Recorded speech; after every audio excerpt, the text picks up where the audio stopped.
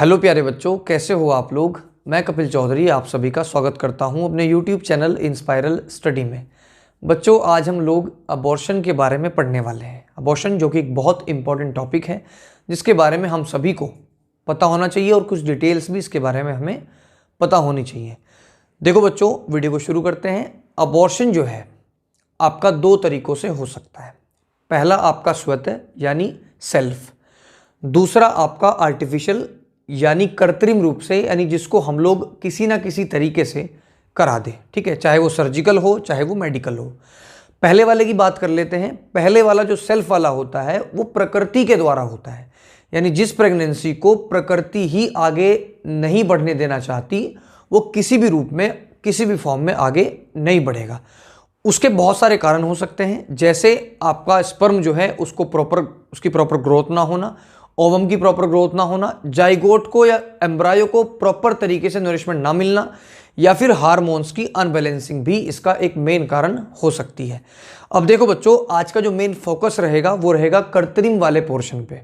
ठीक है, कृत्रिम वाला पोर्शन यानी हम लोग बहुत सारी किट, बहुत सारी टैबलेट्स और कुछ सर्जिकल मेथड यूज करते हैं जिसको आज हमें पढ़ना है। ठीक है, किट यानी मेफिजेस्ट और कुछ ऐसी मेडिसिन जो अनवांटेड और आपकी पिल्स वगैरह ऐसी होती हैं। ठीक है, और सर्जिकल यानी वैक्यूम एस्पिरेशन द्वारा आपका चीज़ें यूज में आना। ठीक है, अभी आपको बताऊंगा देसी तरीके से कि कैसे आप लोग इसको समझ सकते हैं। देखो बच्चों, सबसे पहले मैं ले लेता हूं आपके मेडिकल को। ठीक है, मेडिकल रूप से किस तरीके से हम लोग इसको टर्मिनेट कर सकते हैं यानी अबॉर्शन कर सकते हैं। देखो बच्चों, जब कुछ समय हो जाता है, ठीक है, अप्रोक्स मान लीजिए आप 30 डेज टू 63 डेज, ठीक है,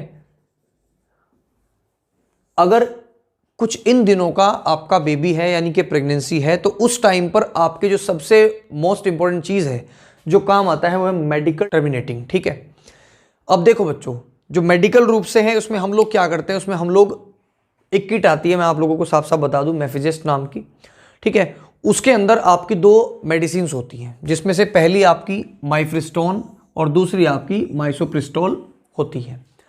ठीक है, जब इन दो टैबलेट्स का हम लोग कॉम्बिनेशन लेते हैं तो अप्रोक्स 63 डेज तक का जो प्रेगनेंसी है उसको तोड़ने में ये सहायक होती है। अब सहायक किस वजह से होती है बच्चों, मैं आपको बता दूं कि प्रेगनेंसी जो है वो प्रोजेस्टेरोन लेवल के हाई होने पर ही आपकी होती है, यानी उस टाइम पर आपका प्रोजेस्टेरोन लेवल जो है हाई होगा, तभी कोई भी प्रेग्नेंट लेडी प्रेग्नेंट होगी। अब बच्चों, ये क्या करता है, ये जो मेडिसिन्स हैं, ठीक है, ये प्रोजेस्टेरोन का जो लेवल उसको मिल रहा है उसको ब्लॉक कर देती है। ठीक है, किसको ब्लॉक करती है, प्रोजेस्टेरोन को।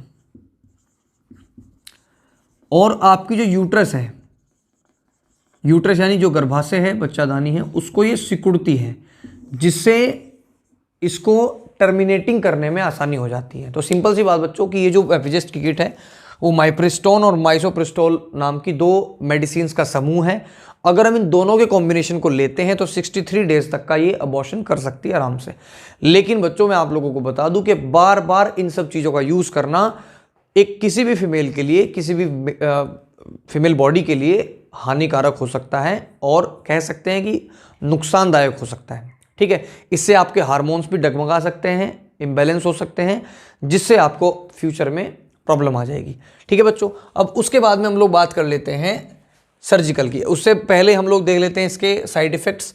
ये 98% कारगर है, यानी कि कंफर्म मान के चलो आप इसको, 98% ये कंफर्म है।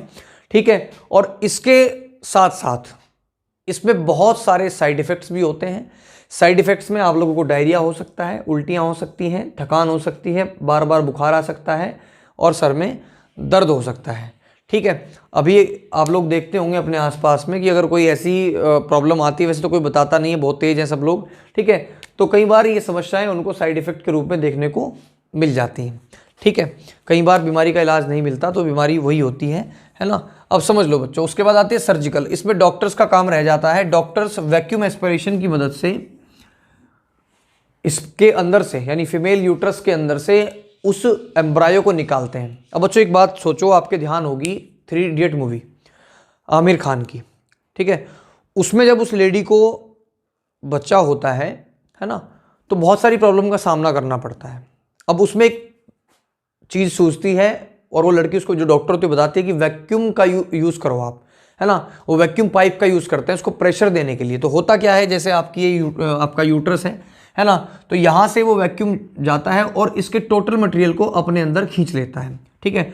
और ये थोड़ा सेफ भी हो सकता है और कम समय में, यानी मुश्किल से 30 से 40 मिनट का ये पूरा काम होगा और ये उसको पूरे यूट्रस को क्लीन कर देगा, ठीक है। तो ये आपका सर्जिकल मेथड होता है। डॉक्टर इसके लिए काफ़ी सारा पैसा ले लेते हैं और लगभग 30-35 दिन का ये 30-35 मिनट का ये काम है, ठीक है। उसके बाद बच्चों, मोस्ट यूज़ में आने वाली अनवांटेड और पिल्स जो हैं, ये 72 आवर्स के अंदर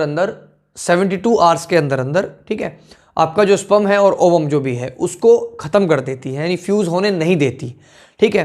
सिंपल सी बात है बच्चों। अब एक बात सुन लो इन सब चीज़ का, इन सब मेडिसिन्स का यूज़ लोग जो खुले कर रहे हैं, बहुत आसानी इसको कर लेते हैं और बहुत सारी गर्ल्स जो हैं इसको लेने में हिचकती नहीं है।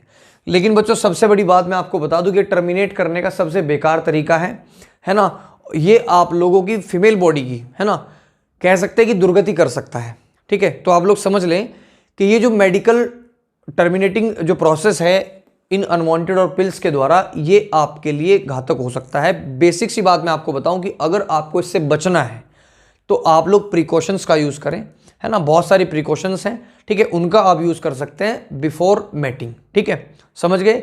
तो ये चीज़ आप लोगों के बिल्कुल ध्यान में होनी चाहिए। और सबसे बड़ी बात बच्चों, ये जो भी अबॉर्शन मैंने आपको बताए हैं, ठीक है, ये आप लोगों को हेल्प करेंगे आपकी थोड़ी सी नॉलेज बढ़ाने में। आई होप कि आप लोगों को चीज़ें समझ आई होंगी। और ये जो आपकी मेडिकल चीज़ें हैं इनका यूज़ बहुत कम करें। और बेसिकली गर्ल्स को भी मैं कहना चाहूँगा कि इनका यूज़ बहुत कम करें या बिल्कुल ना ही करें, क्योंकि आगे आने वाली परेशानी आपको झेलनी है, किसी और को नहीं झेलनी। तो आज की वीडियो में इतना ही बच्चों, फिर मिलते हैं एक इंटरेस्टिंग वीडियो में। जय हिंद, जय भारत, जय श्री राम, जय माता दी।